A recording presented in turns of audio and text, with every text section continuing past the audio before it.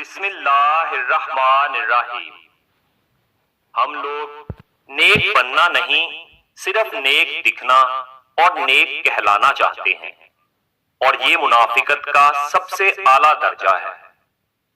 روئے زمین پر اکثریت میں ایسے لوگ ہیں جو دکھ، تکلیف، اذیت، فریب اور دھوکہ تو انسانوں کو دیتے ہیں اور معافی اللہ تعالیٰ سے مانگتے ہیں۔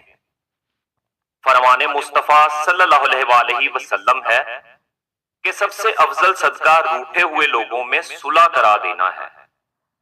جس کو اپنی برائیاں دکھائی دینے لگیں وہی قابل تعریف ہے۔